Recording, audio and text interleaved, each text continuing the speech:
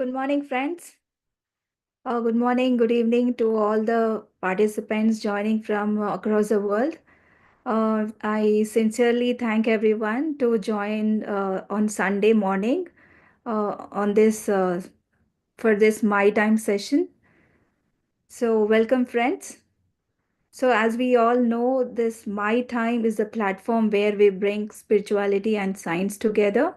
And these weekly sessions are presented by IFSS in collaboration with Shambhala Solutions, Breath Universe from Australia, Joyce Oneness Inclusive from USA, and Omega Pyramid from USA.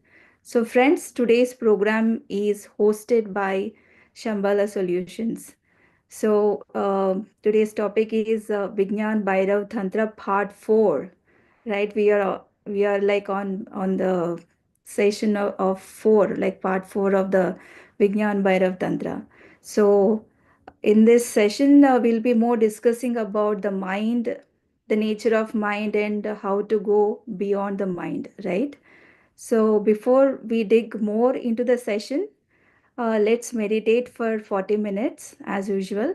So I would like to welcome Sharad. Hello, Sharad. Good morning. Hi, Sharisha. Good morning. I hope I'm audible okay, right? Yes, yes. Yes. So, for all this session, any sessions with Shambhala and associated uh, organizations conduct, meditation is primary. So, if you see any session we don't start without meditating. So, I would request everyone on this call a great opportunity to meditate together.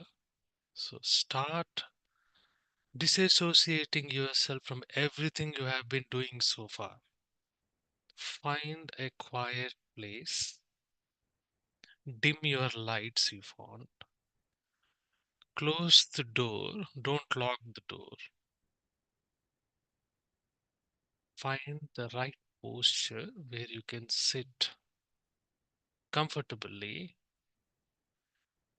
While sitting, make sure that you're comfortable and your spinal column is not crooked. That means it's not required that it needs to be very straight, but at the same time, it should not be crooked also. Posture is very important. You need to find it.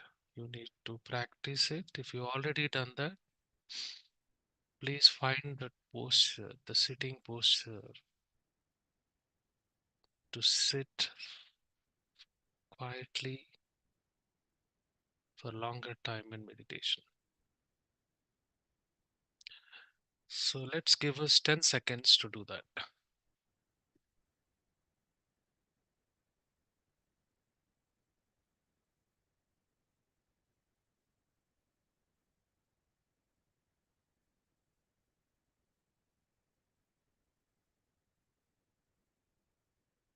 Don't talk to yourself. Don't talk to anyone else. Don't indulge in anything.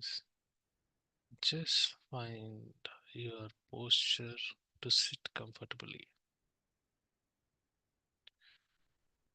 After you've found your posture, clasp your fingers like this.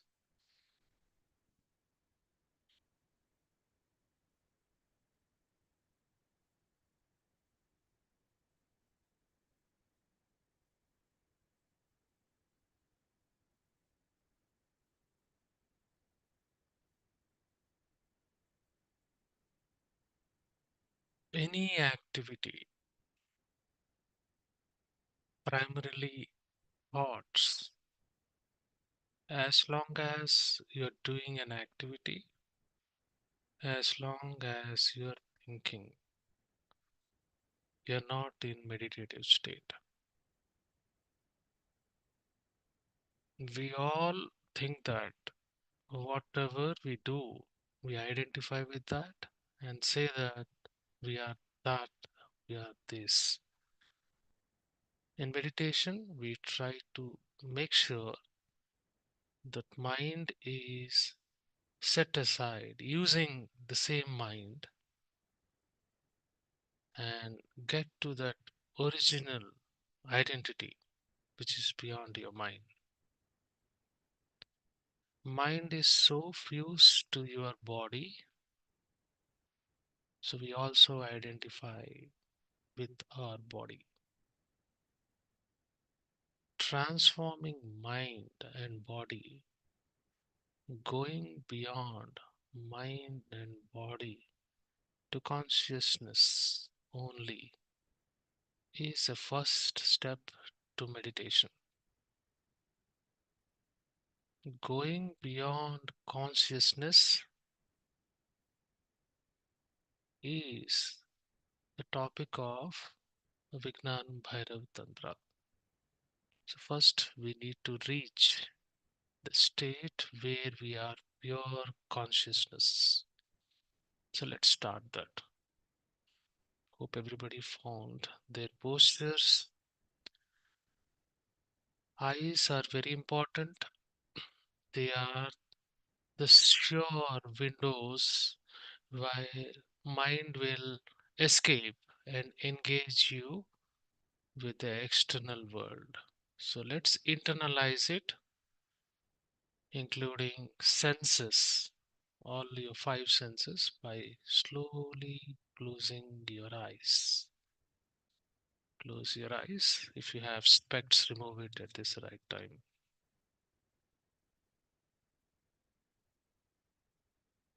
Fix your gaze sight in between the eyebrows. Slowly close your eyes. No tension, no worries, no urgent tasks, nothing to give attention to.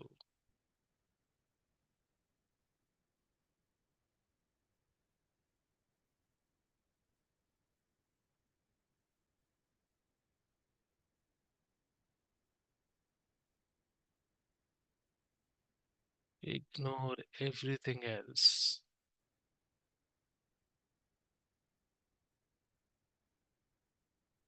Ignore all references.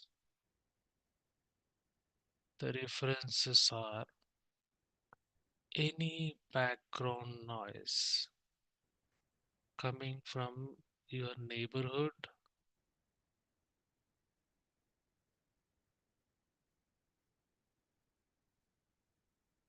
Those are all only references. They will keep on happening. Don't try to focus on those background noises. They will become passive when you start observing your breath.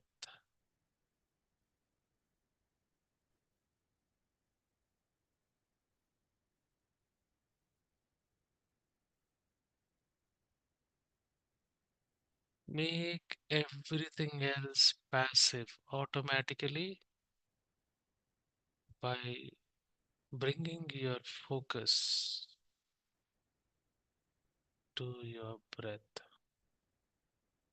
Normal, soft, tender breath. Do not alter the breathing. Let it happen as it is happening. Feel relaxed.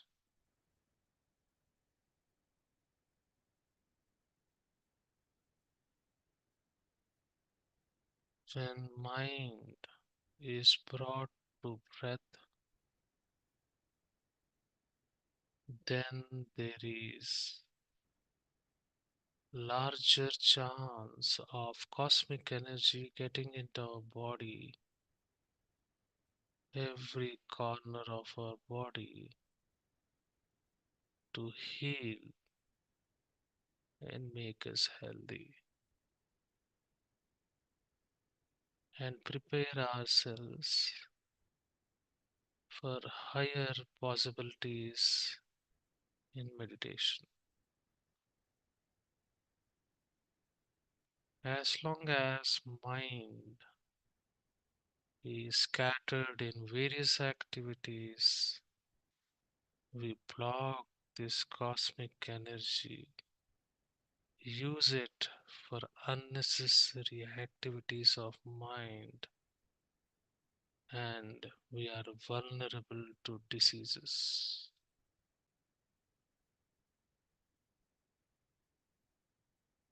Not for any other benefit, for the benefit of health, we should meditate daily using the technique I just described.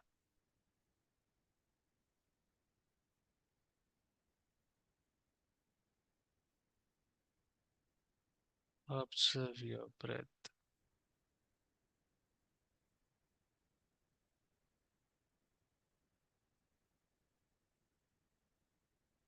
You will perceive breath as starting when inhalation begins. That is the point where you observe the breath.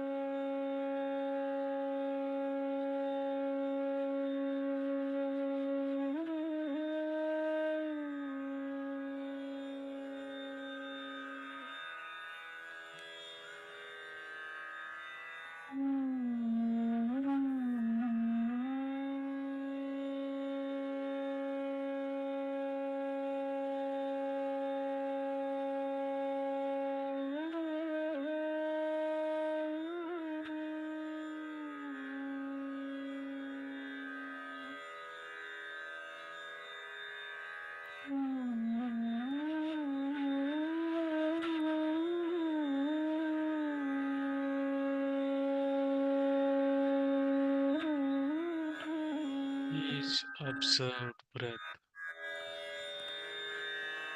takes you deep into meditation.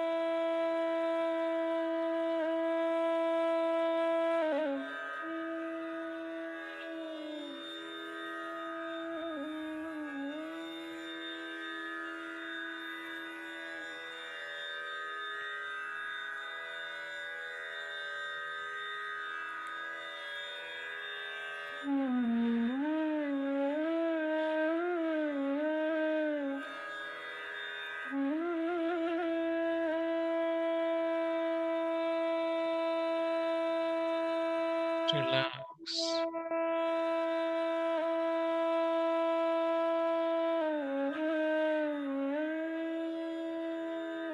Keep observing your breath. Keep looking in between the eyebrows with eyes closed.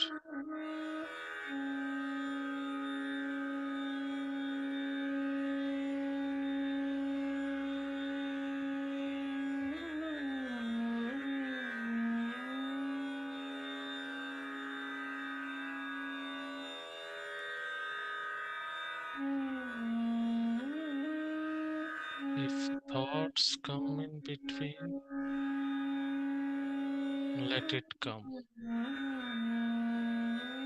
Don't struggle with thoughts.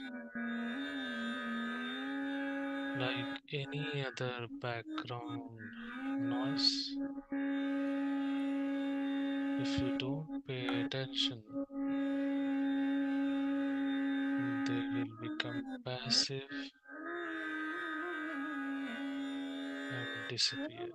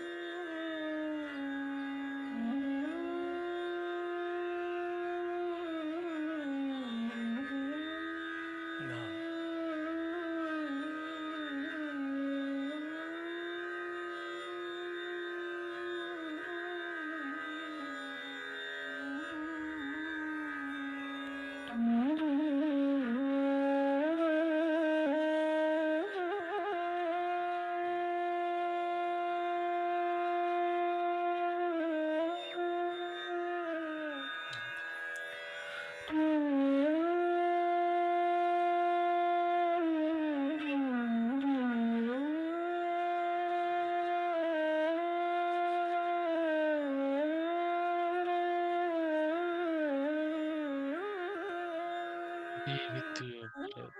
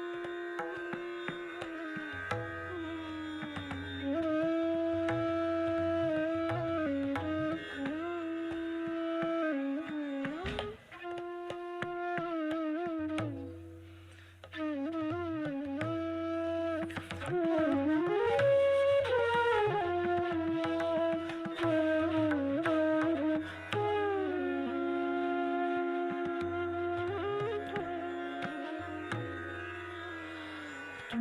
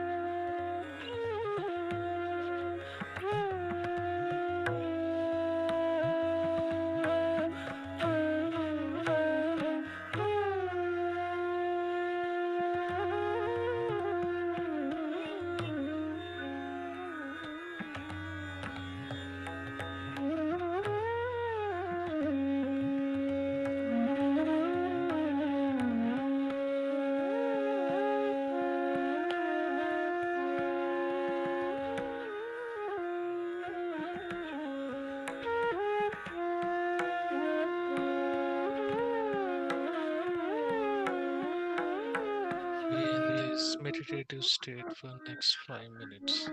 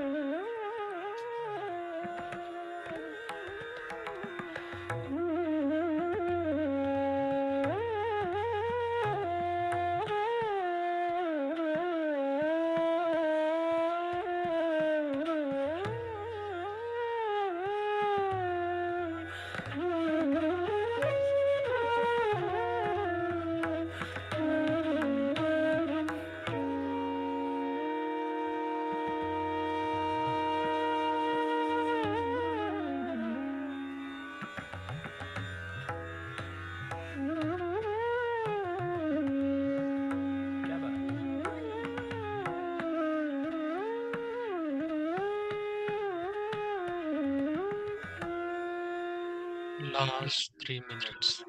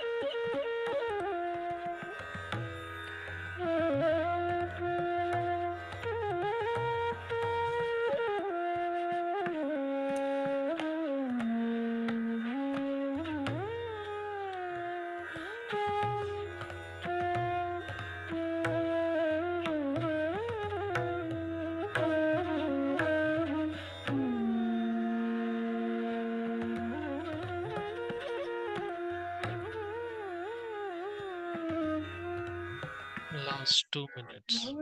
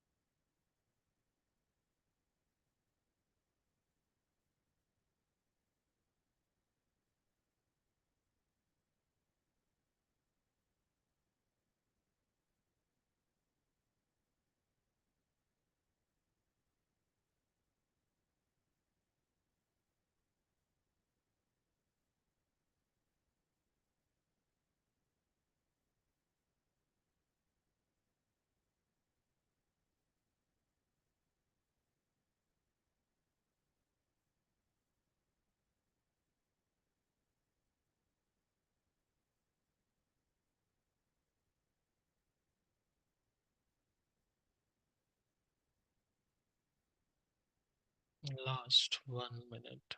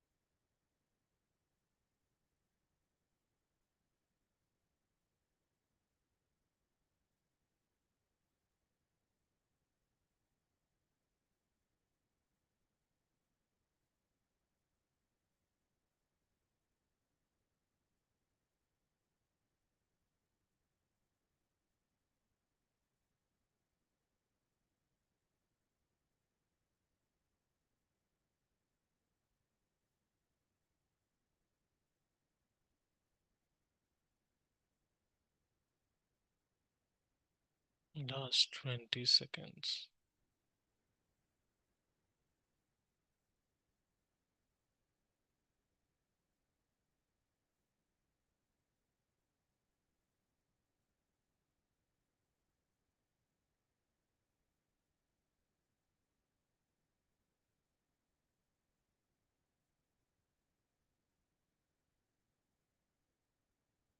10, 9, 8, 7, 6, 5,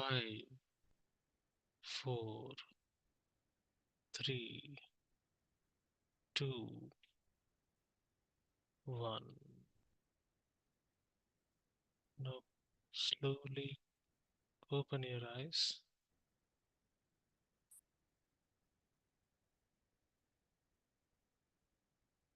Take a moment.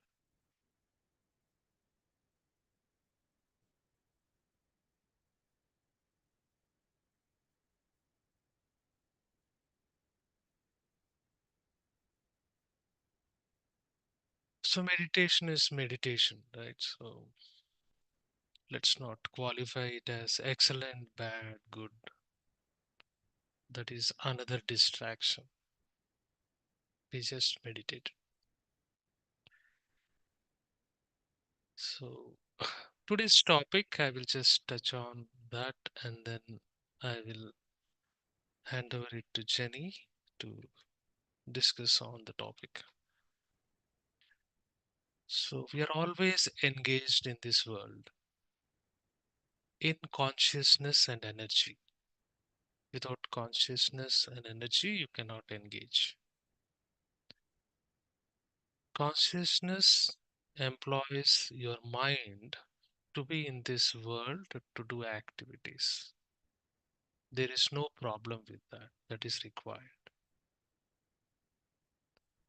The fact is, as you are engaged in any activity, including thinking, analysis, you get identified with it. and he will create multiple identities like that. If you are working for a company, then your identity is with that particular company. You identify as an employee. If you are a teenager and you do certain kinds of activities, then you are identified as a teenager. Similarly, you are identified with many other things to the activity you are doing, whether it is tangible or intangible. So, this identification is not wrong, but the problem is we are lost into it. We don't know how to return, which is your consciousness first, which is enabling your mind to engage in various activities externally. So, today's topic is to realize that power where you may consider getting into those activities, but you have power and awareness to stop whenever you want. Many people don't know, they go mechanically. And this practice of getting into that identification and that will coming out of it, this practice can also lead to instantaneous meditative states. What we are doing in meditation, in Anapanasani meditation, is same thing. When similar thing, I will not call it as same thing. We are into various activities and we are at will bringing our mind to our breath, and that practice goes on, and we are beyond mind and body and become pure consciousness. Now I will hand over it to Jenny to start the discussion on the topic. Over to Jenny. Yeah, thank you, Sharon. Thank you for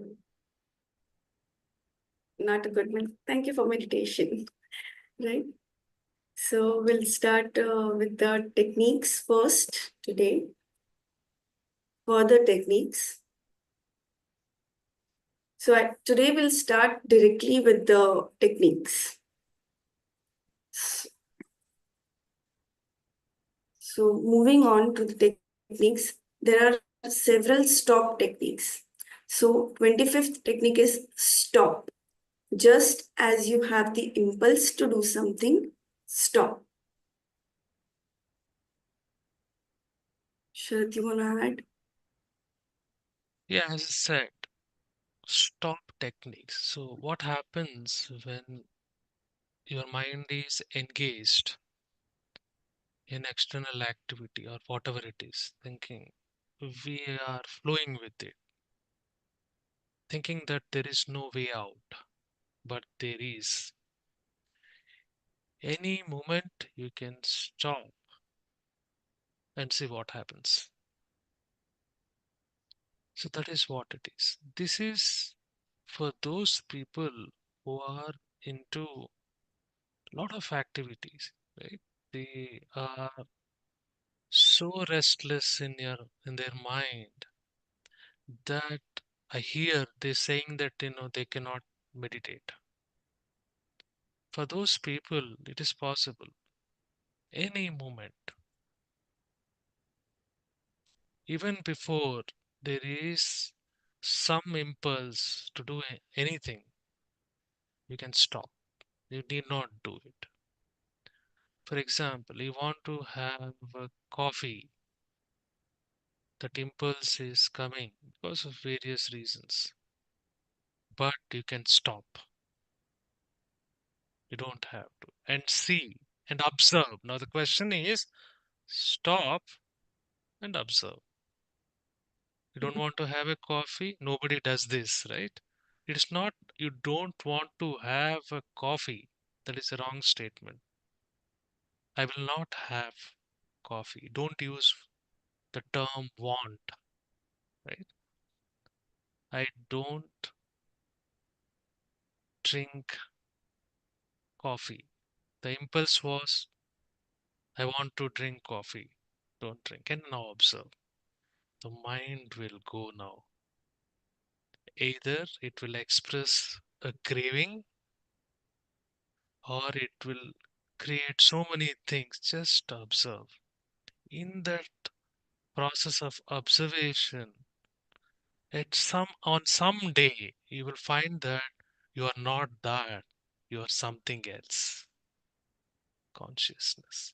That happens instantaneously. This happens more to scientists who are ever busy with their um, activities.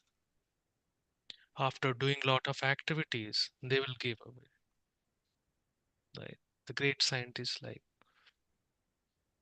Einstein, all these people are naturally at meditation because of this. They can stop at time. Next game, you can Yeah, add. next technique. 26th is face any desire. When some desire comes, consider it. Then suddenly quit it. Desire. So in all Buddhist, uh, I will say scriptures, desire is the root cause of sorrow, right? But let keep that statement aside for some time. That is also a consideration, saying that, hey, desire is root cause of all sorrow. Yes, good. Keep it aside. But when desire comes, so why that desire comes, nobody knows. Whether that desire comes because of past conditions or this desire arises because of external stimuli or this desire is because of some provocation we don't know, right? Where it is originating. The best way to understand where this desire is originating and stop it is consider it. You can consider it without acting on it. That's what it meant. For example, you want to go to Bangalore. That is a desire. So moment that comes, you cannot act and go to Bangalore, right? So you can consider it and go about what you want to do in Bangalore. Bangalore is this, Bangalore is that, and quit it. Power. Consider it and quit it. Do it with any desire which arises. So this also creates that separation. Hey, desire is something is arising on its own. That is a tendency, natural tendency. But I have power to quit it and see how my mind is reacting. In that process, you can be you can create a distance between the desire which is arising and you, the consciousness. And that's how you can keep the desires away. And relates back to desire is the root cause of sorrows. That's how we can remove sorrow. But this requires a lot of practice. Nothing wrong to have a desire. Everybody can have a desire. Whether it is right or wrong depends on only one thing. If your desire, fulfillment of desire, is elevating you spiritually, enhancing and expanding your consciousness, then it is a right desire.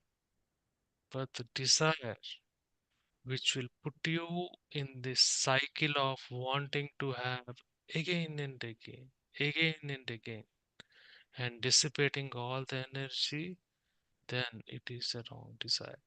Anything. I want to have ice cream every day and you're not able to stop it. That is a wrong desire. I want to have ice cream, consider it. I don't want to have suddenly. Use remove want. I don't eat ice cream. Just say that and see how mind reacts and observe. That is important. How mind is goes about. After some time you can create the distance. This is for those people you feel they have lot of desire, wishes and all this stuff. And they will feel bad that how can I do a meditation? That's an excellent tool here, right? You can do a meditation. And you can do all this by closing your eyes. As I said, considering it is not acting. Considering it is engaging the mind to fulfill the desire, not acting and quitting it suddenly. And see how mind is behaving. That's what it is. Next one, yeah. Yeah. Yeah, that's what. It's very nicely explained. Consideration means remaining with the facts. When you remain with the facts without going and judging yourself, you'll know it. Then you can decide whether you like it or not. If you like it, you continue with it. If you don't like it, you can quit it. So consideration creates this that we have a choice, gives us the choice. So it's a very good thing. Yeah. I just wanted, Absolutely. Yeah, yeah, absolutely. So mind has to first consider it. First step to do anything. You can stop there. That's the reason why it is better to do under guidance. So some people take it as, and it happened in some of the places. Okay, you face any desire, so go ahead and do it if it is wrong. No, that is not the intention. Consider it, don't act. Next day. yeah. Next one, exhaust yourself and drop to the ground. Roam about until exhausted and then dropping to the ground. In this dropping, be whole. Yes. There are two ways to keep your mind aside to realize you are a pure consciousness first. One is the meditation what we did today. Close your eyes, observe your mind, sorry, breath, and try to bring back your mind to breath. And finally, the mind will be at one place, it won't go anywhere. Here, the opposite, extreme, engage mind. The best way to engage mind is run, take a dumbbell and do like this. Go here and there, that, this completely exhaust. Have 100 activities which are not harmful. Caveat, right? Don't harm anybody, right? Exhaust your body completely to a point where there is no energy left to do anything.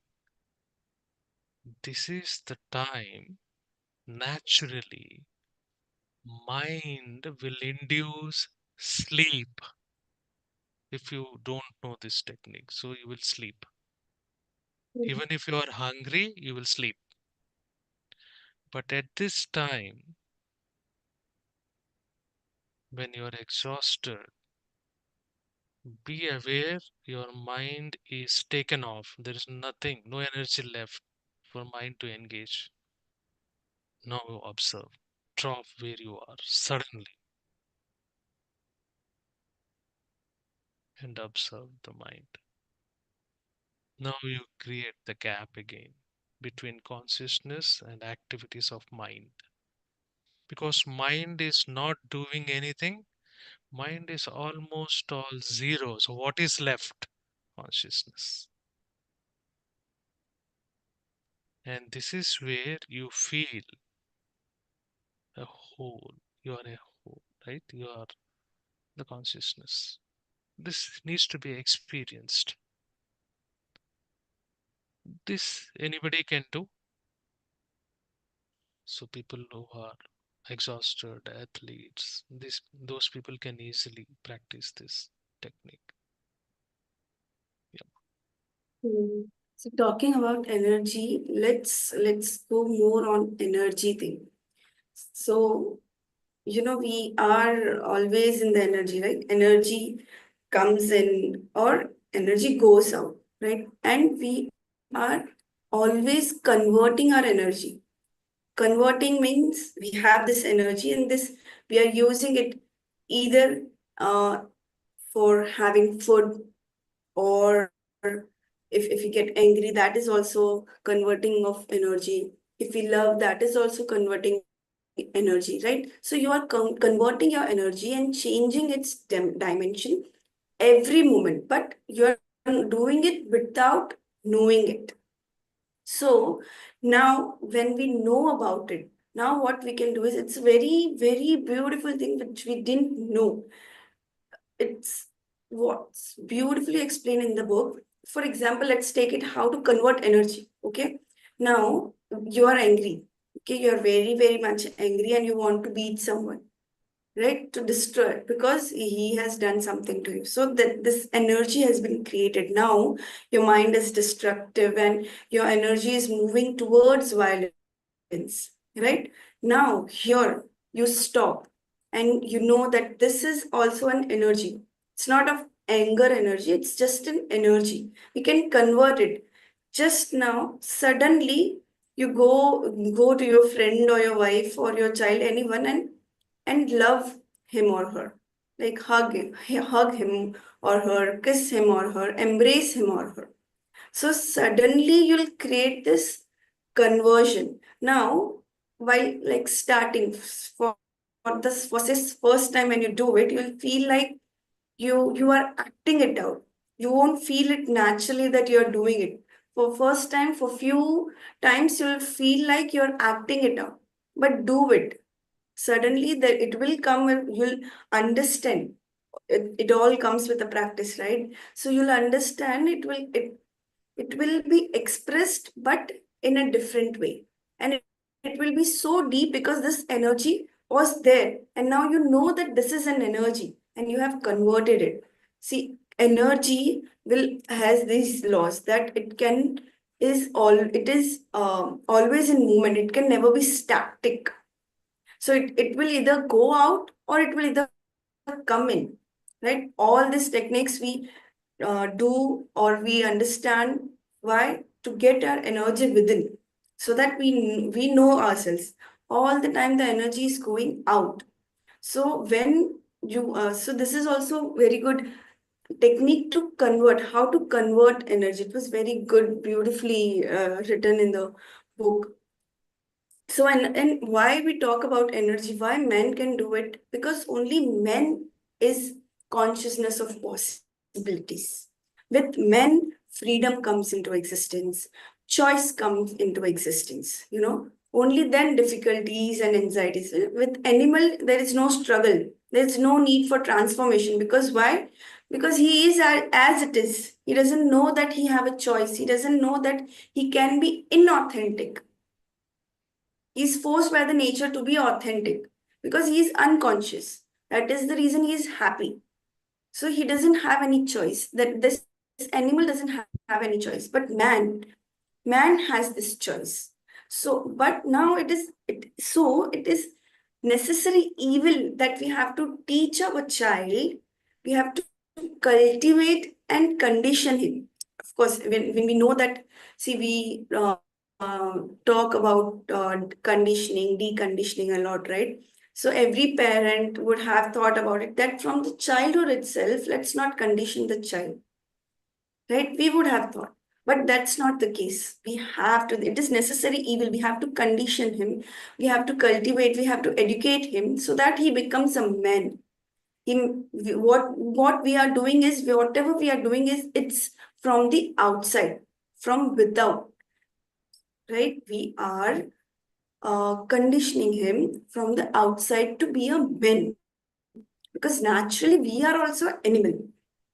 Animal as in we will be authentic, will be true, will do without knowing anything, will be unconscious.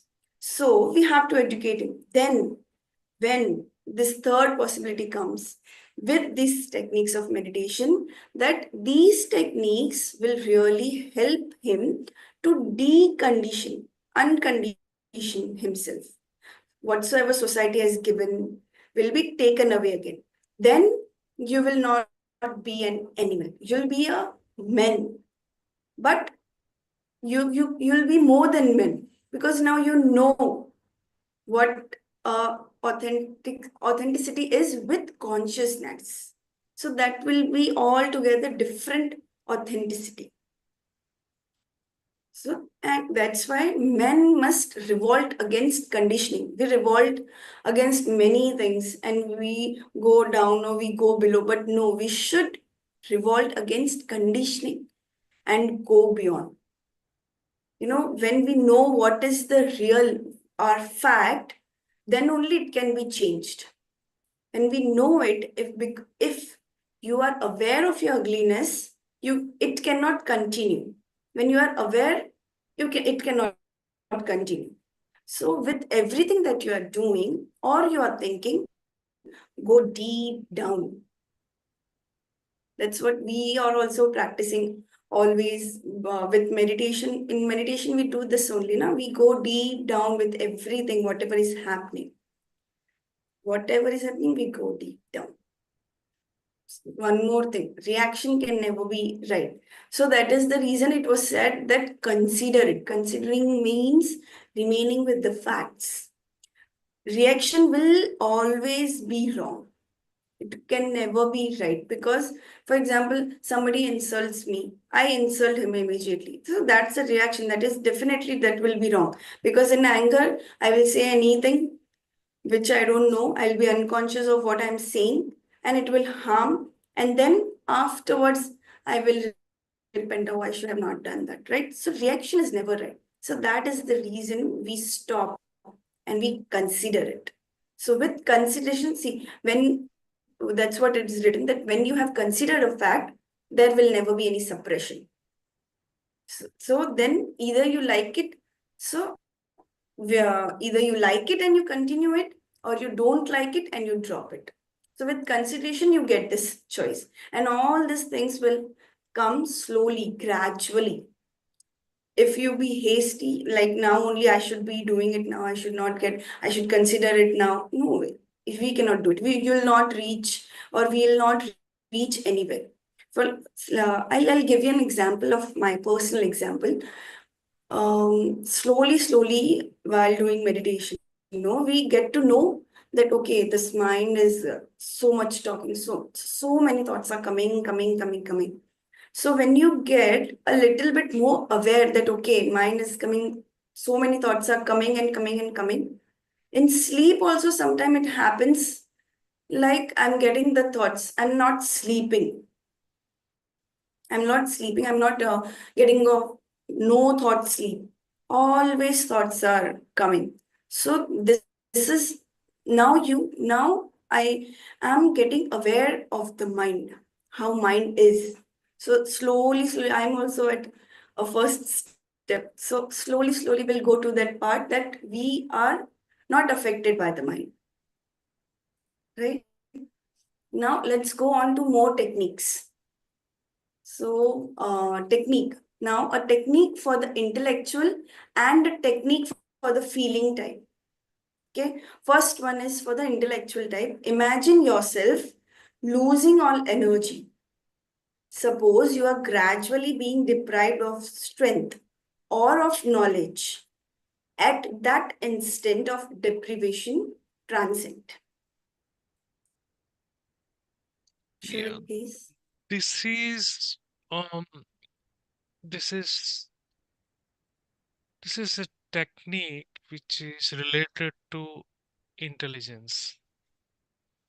Now the question is, let's define intelligence. What is intelligence?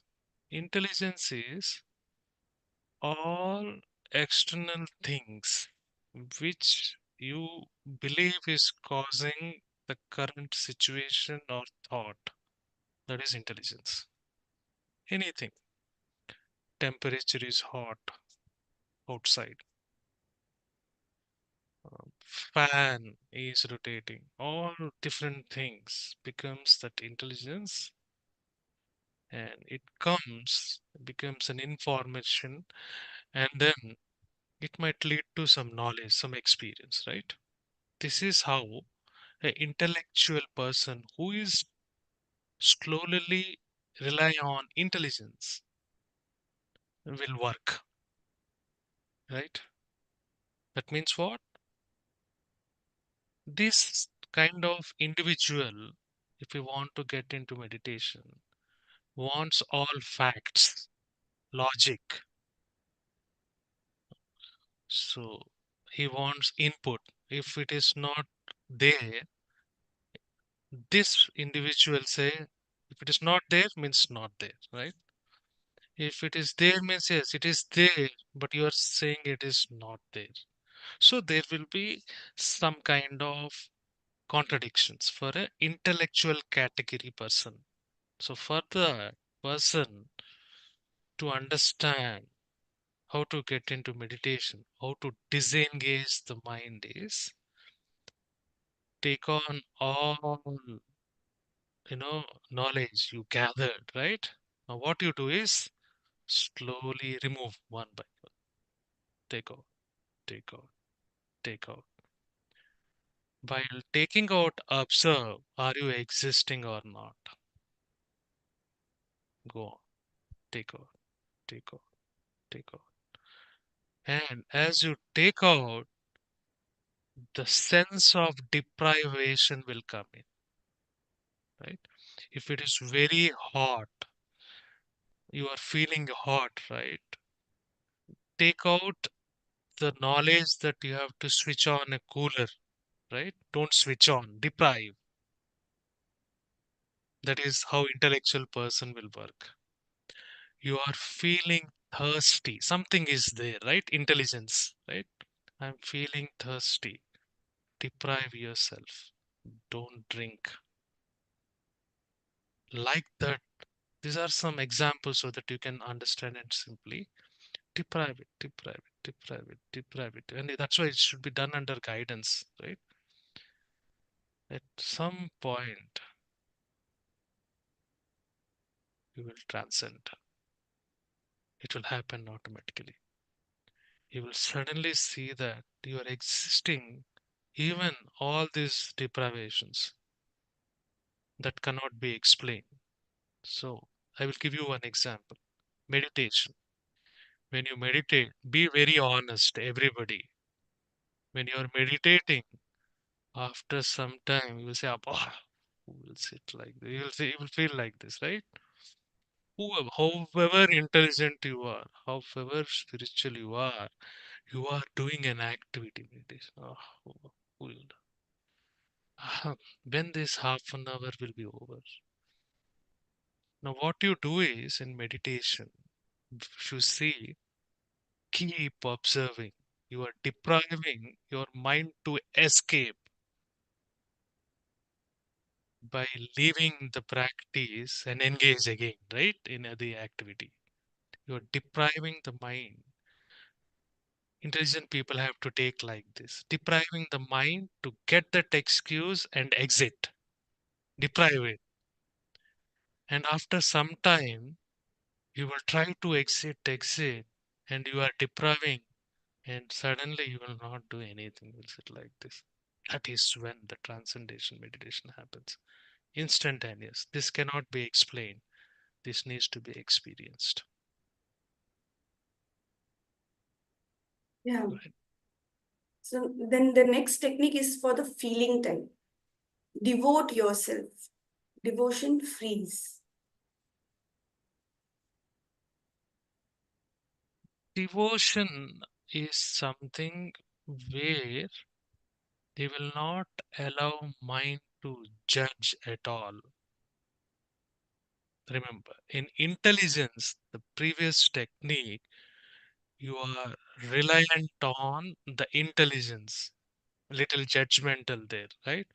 Because of it is very hot, I need a AC or a cooler. It's kind of a judgment, right? You're passing a judgment. You judge the situation, it is hot and you need an AC.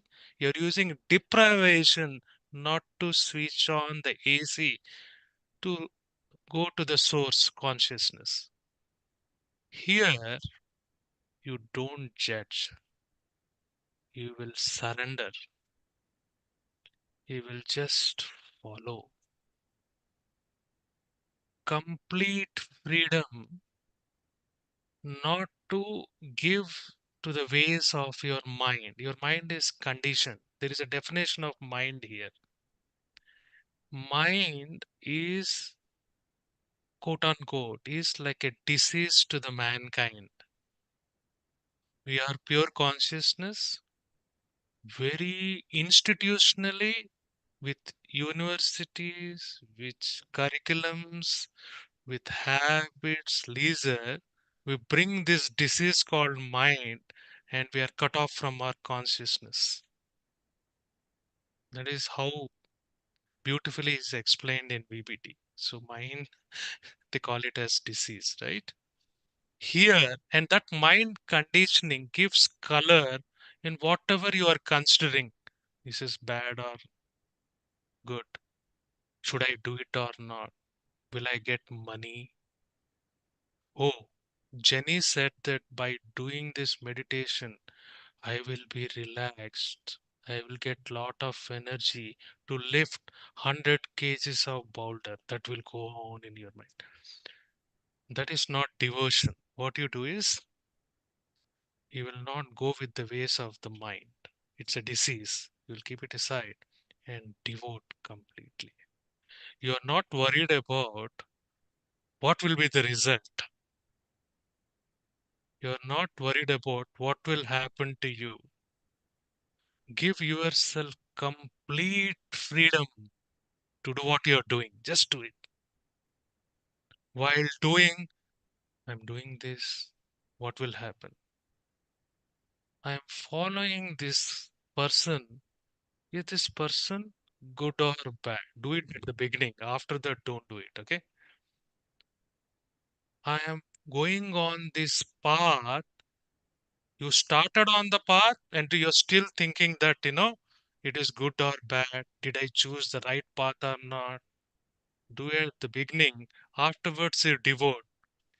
Whatever happens, I will be on this path. That is devotion. Devotion, it is very contradictory for a intelligent human being. If I say devotion is freedom, very contradictory, right? But that is true. Devotion is giving yourself a freedom just to follow, not to engage mind to distract you. So one essential caveat for devotion. Why people will say, I devoted my whole life to social service. When they use the term devotion, that means they gave complete freedom to do social service, come what may, whether they become penniless, no money, right? By doing social service. They become very fragile in their health by doing social service. By spreading meditation, they completely neglected themselves. They're not worried. Devotion, that is devotion, complete freedom, right? But the caveat here is, remember, you can choose it consciously before giving that freedom to yourself. That is where you have to be completely aware. Employ mind there. Once you have chosen and to devote to something, don't have any other doubts. Give yourself complete freedom. Very contradictory, right? But that is true. So that's why the people who are devoted, like Mother Teresa, like Jesus Christ, like Buddha, they devoted themselves. Buddha left his kingdom devoted. Mother Teresa left her country and devoted completely herself for the downtrodden, right? Devoted. They're not worried what will happen, right? Complete freedom. That's what it is. Yeah. And these two techniques, every person is either intellectual type or feeling type. So we have to understand what type are we. So there's no upper or lower type, they both are equal. So we have to understand what is our type and then go into that technique. So for the intellectual type, the what Sharad told, that mind, what it is beautifully explained in VPT. Let's go more on that. Okay, what is mind? So what is mind? So the first thing, mind is the link between the body and the no body, which is within you. So it is link between the material and the non-material within you. As said, it is one of the most mysterious bridges. So it bridges two contradictory things, matter and the spirit. Right? That is the reason this mind is always tensed. It is never at ease. It's always tense. It's always going because of this. Second thing it was said is, second thing about mind is a process and not a thing. So it is a process. A process can never be silent. A process is always going on. It means a turmoil. It'll always be tense. And so the mind is a survival measure because it is a process. Third thing it was said was, mind is created from without. So as said, I was explaining it for previously, right? So when you are born, you have the capacity for the mind, but no mind. So the mind is conditioned from the outside. We are being conditioned by the society, our parents. Then our mind gets developed. Then we get mind. So this is the characteristics. These are the characteristics of mind. Now, why am I making you aware of this fact for the is that's why it is called that mind itself is the disease. Sharad told, right, that mind itself is the disease. Everybody also says this. So Yeah, why? disease is very important. This is, sorry, Jenny, right? Yes. Disease, don't take it as a physical ailment. Is disease, right? So you in previous slides, the mind connects matter to the spirit. Uh, Hmm. For a logical person, how come it is possible? I can see my mind, but I don't see the spirit. Why I should believe? That is the tension, right? Similarly, that is the tension, and I have seen so many people contradicting meditation itself. You don't have facts. You are saying mind is linked between matter and spirit. When and our breath is connecting all the things. When we say breath is a mind matter, if I ask you, right? Breath is mind matter, remember. That is connecting to the soul, mind matter, right? When we explain this to someone, an intelligent person, he will say, how come it is possible? Both should be visible, right? Or felt at least. So that is what is the mystery about it. But this is where your mind becomes very tense. And mind is a process because mind expresses itself only through thinking, not feeling, only through thinking. Because feeling again generates a thought. So as long as you're thinking, you are with the mind, not with consciousness completely.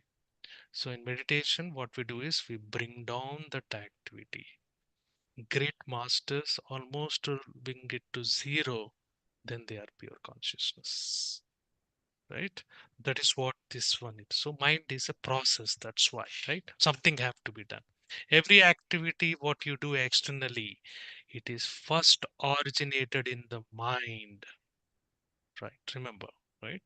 It originates and then without the mind is developed. continuously. Something you do, something comes in, you memorize. Something you do, it comes back and keep on. And that is survival measure. Yes.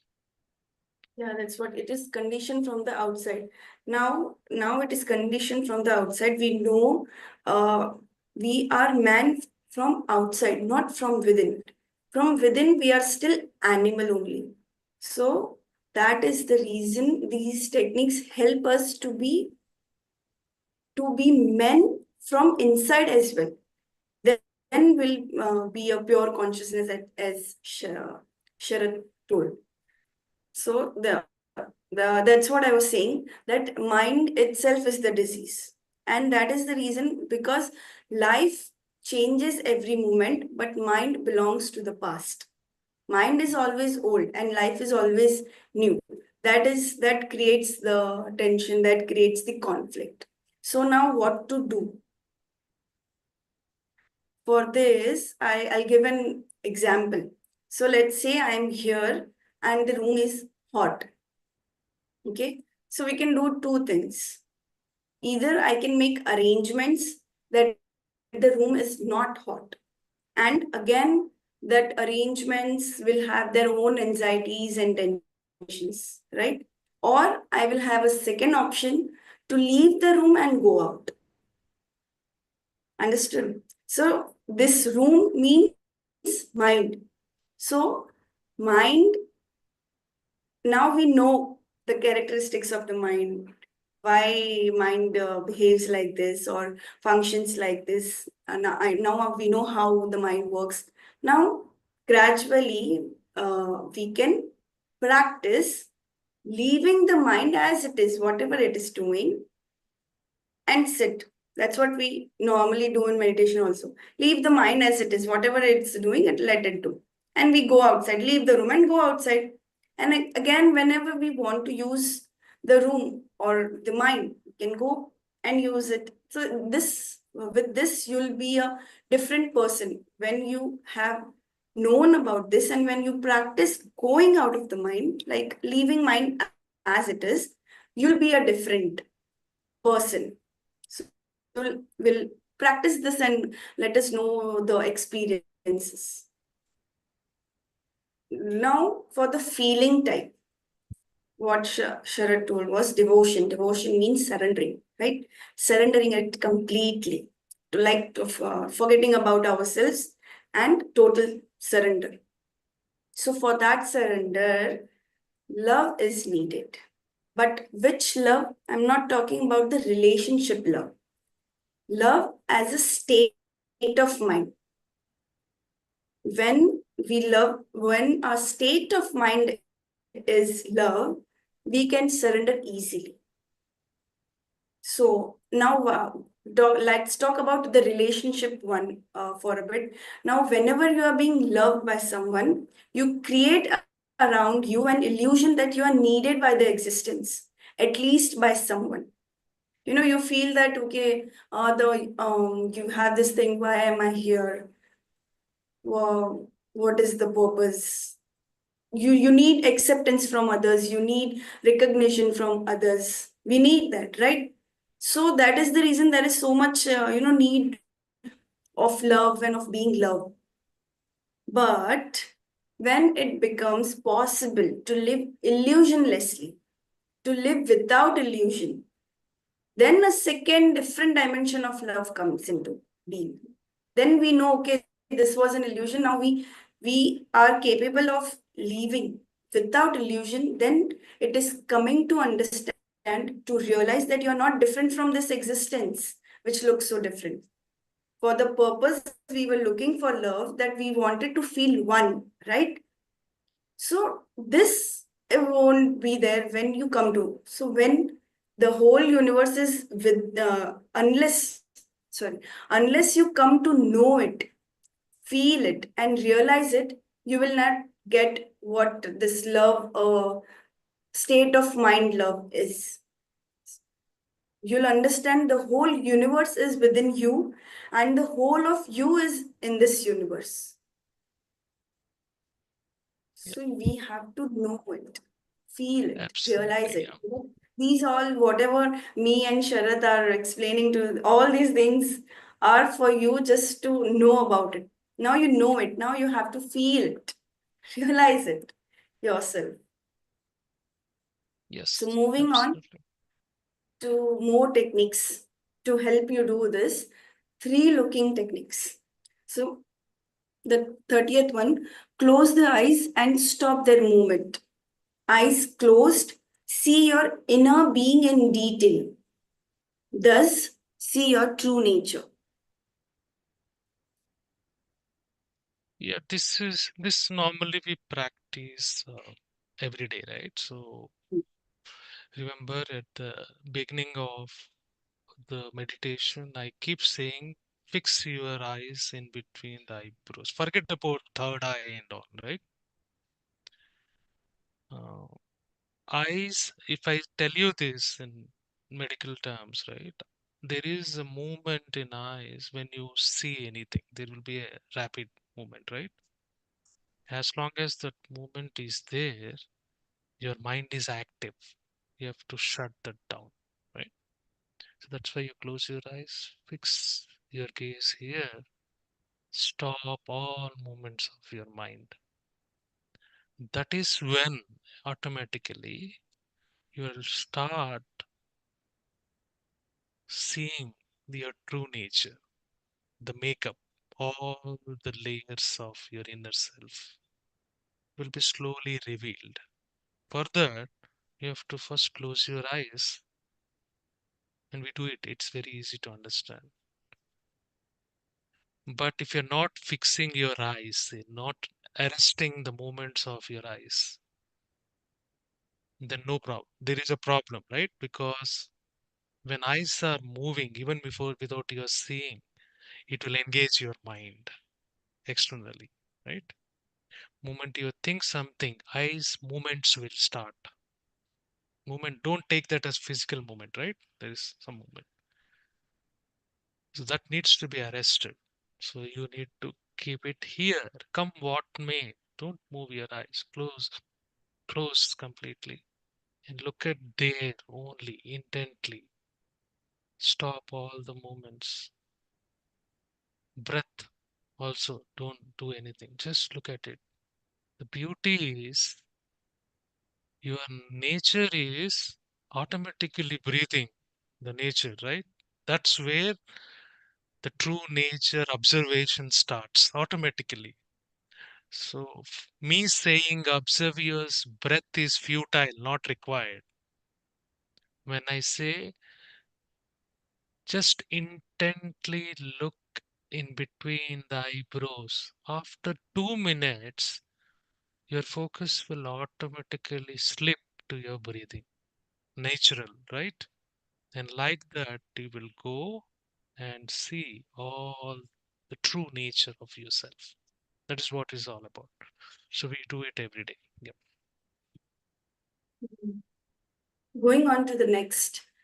Look at an object as a whole. Look upon a bowl without seeing the sides or the material. In a few moments, become aware. Yeah, this is very tricky to understand, but how to explain, right? So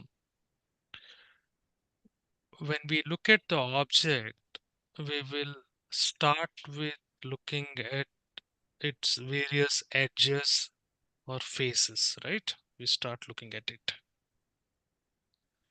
Remember, normally we say that you observe every detail. That is another technique, right? That will also lead to meditation until you discovered every detail of that object. That is also meditation, not missing even a single thing. Like every breath you have observed, right? Hmm.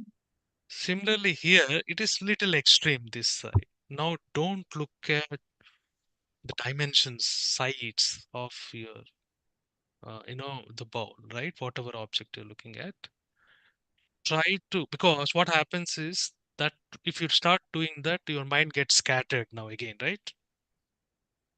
Now by looking at the bowl, what is happening, you are bringing your mind to only one thing. Don't look at 10 different things of that object. Just seeing the ball. That's it. Not concentrating on the ball. That's and see what happens. Observe. Right? This is subject to experience. Yeah. This is yeah, When you go ahead. see something, when you see something continuously, for like what you said, you look at the object, it gets blurred, no? After a while, it gets blurred. You can't look clearly. Yes. Because that is also part of the whole. See how wonderful it is. Thank you, Jenny, right? When you look at something very instantly, you practice it, you will know. After some time, you will feel like it disappeared, right? You do it, right? When it disappears, it becomes part of you, right? There are many books on this. Good Gurdjieff books, right? And this particular aspect is very detailedly explained. Look at that object, be that object, they will tell. That means you will not become that object. That object will disappear and dissolve. Right? That happens. Practice this. Thank you, Jenny. That's a good point. Yes. Yeah. Now, moving on to the next one. Look at an object as if for the first time. Advancement of the above one. See as if for the first time a beauteous person or an ordinary object. Yeah, again, right? So you always look at an object with your previous experience. Remember. So your conditioned mind. So you saw the person for the first time, so you don't have any memory, right? Mind doesn't have a memory. Good. Second time you will look at that person with the memory of the first time.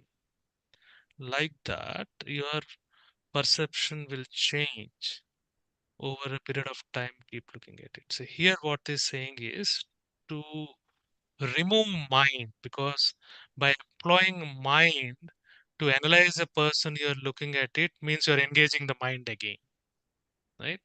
So that is again distraction. You cannot reach the consciousness. What you have to do is, whenever you see person, deliberately look at that person as if you are seeing that person for the first time, and don't employ the mind to judge. Oh, I know this person is that person who had a nice red shirt. He, you know, last Saturday he was wearing a red shirt. How good it is, right? Gone, right? You employed your mind. So this is another technique, right? So these are all, I will call it as empirical techniques, which looks like very trivial, but if it is done with complete devotion, let me call it as, it will yield results. Yeah.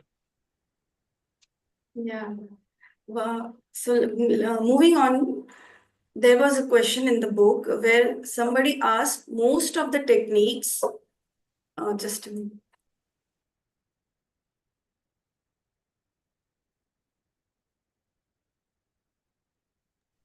Sorry. So there was a question. Most of the techniques uses the body as an instrument. So why? So it was beautifully explained. It was said that right now you know it, you feel it that you are your body. This is where you are. So all these things that you are inside the body, you have a mind, soul, there is a soul. All these are for now are ideas, beliefs, right? Or a point where we can be. We don't know it. We haven't experienced anything other than our body for right now. So that is the reason we and Tantra is so absolutely scientific that it starts from where you are. It accepts everything. Whatever it is, we accept. Whatever the fact it is now, it accepts. And then it transforms. So for where you are now, you are your body right now. This is what you know. This is what you have realized. This is what you experience every day. Then slowly, slowly, when you know it, you can go through this to where you want to be, to the bodiless or the soul. Right? That was a very good question. Yep. That's Excellently explained. only ignorance rejects, wisdom accepts everything. Yeah. Absolutely. Yes. I want to end it. Thank you with this. Excellent. Yep. All right. So there was few questions, right, Jenny, last time? If Yes, yeah, yes, there were some yeah, questions. yeah, because this is also going external broadcast. We'll try to answer them. Hmm.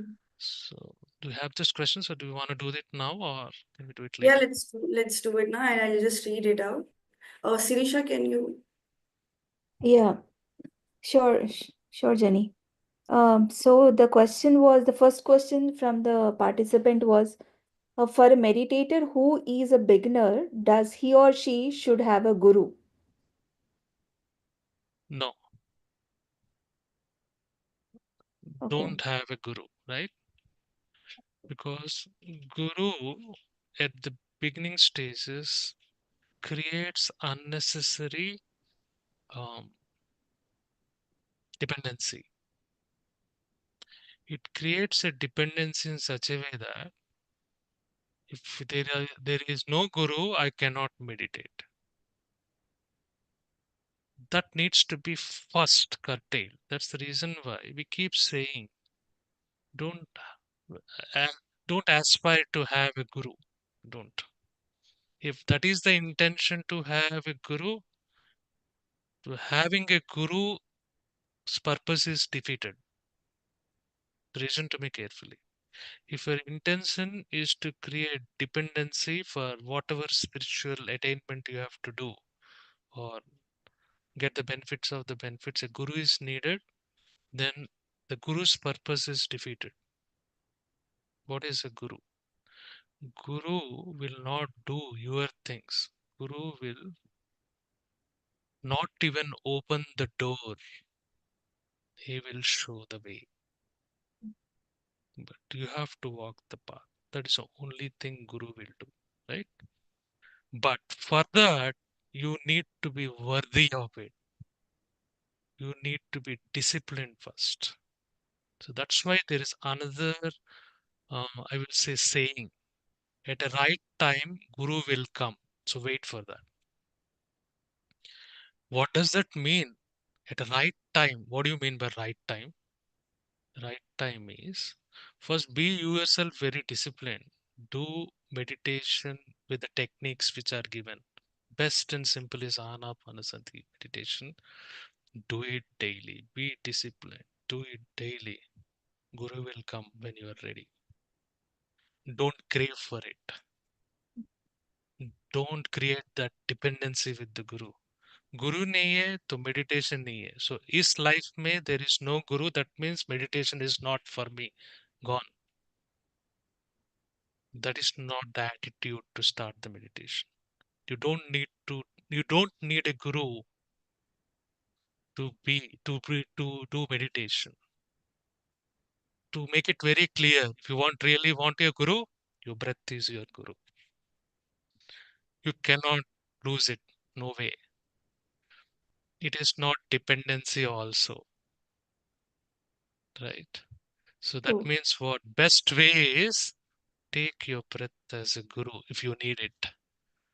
Believe in it, observe it in meditation, and see what happens. absolutely. The next question is, what is the role of religion in a meditator's life? As most of the religion, apart from Hinduism, won't give in-depth knowledge of meditation. So, how one can bring awareness about meditation for other religion people? Uh,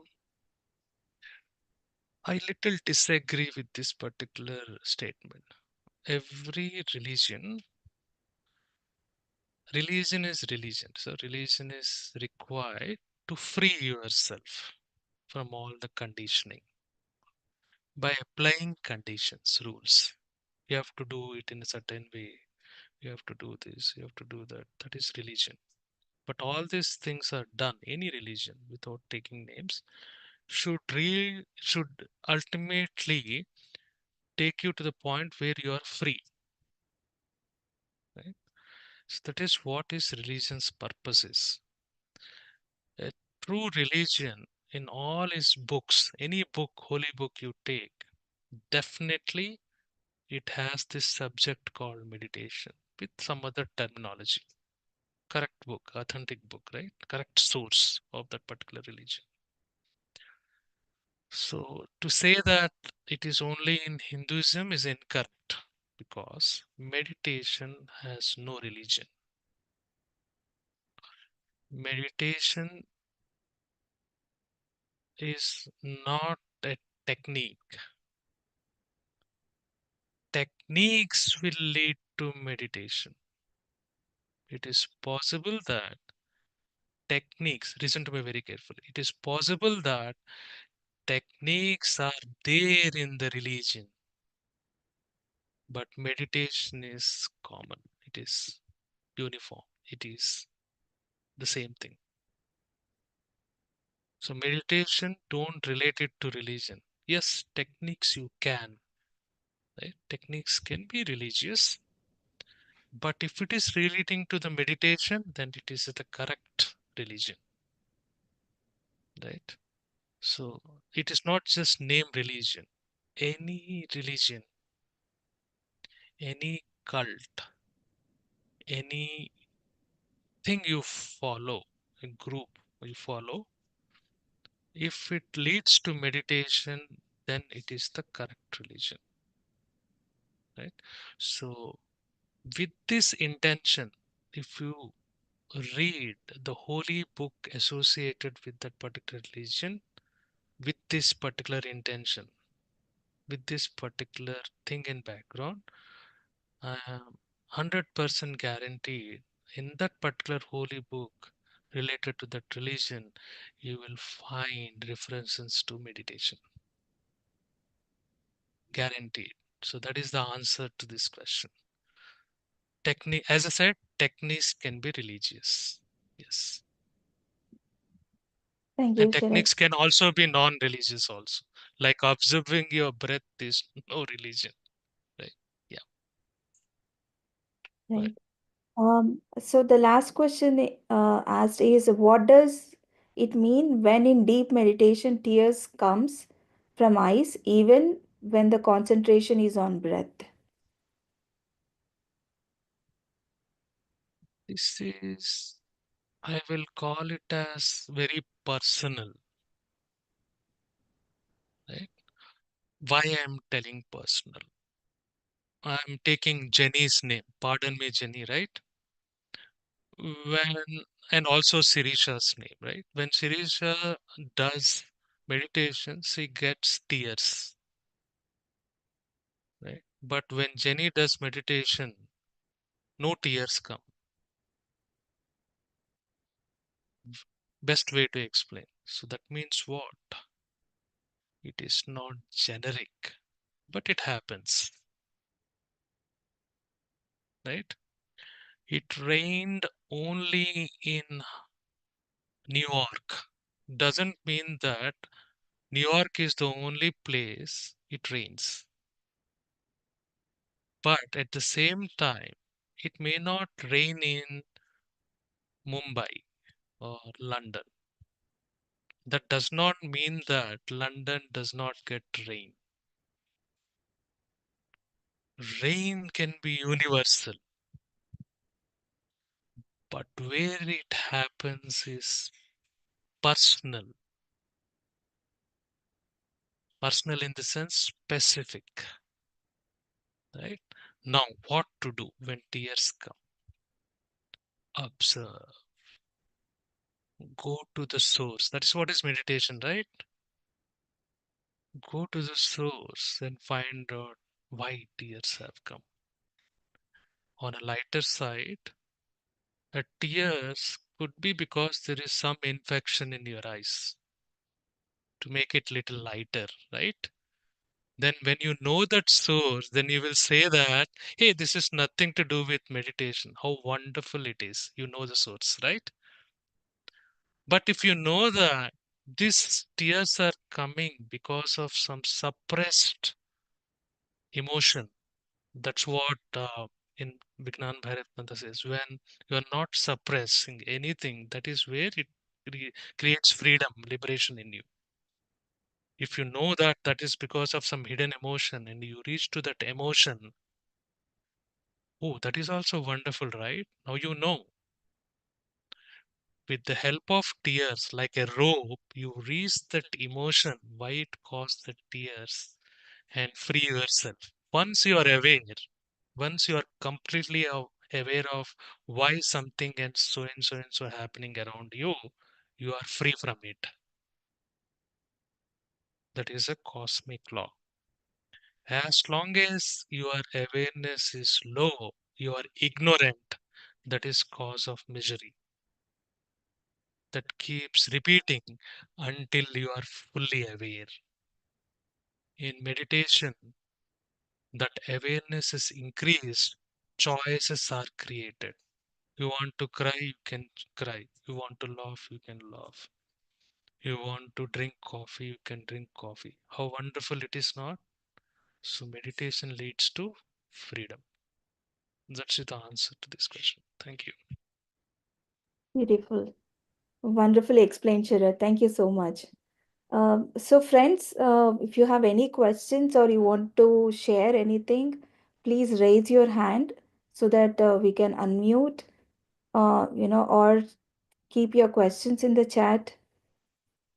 And Jenny has posted our WhatsApp group, so you can always, in the later point of time, if you have any questions, also you can post it in the group as well.